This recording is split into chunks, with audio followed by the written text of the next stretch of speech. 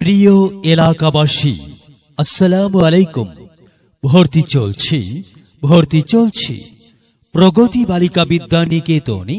ভর্তি চলছে ষষ্ঠ থেকে নবম শ্রেণীতে।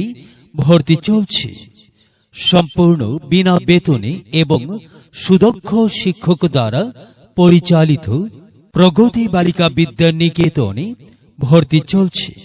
ভর্তি বা বিস্তারিত তথ্যের জন্য যোগাযোগ প্রগতি বালিকা বিদ্যা নিকেতন, মোল্লার তাকিয়া, বালুয়া চৌমোহনী, ফেনী।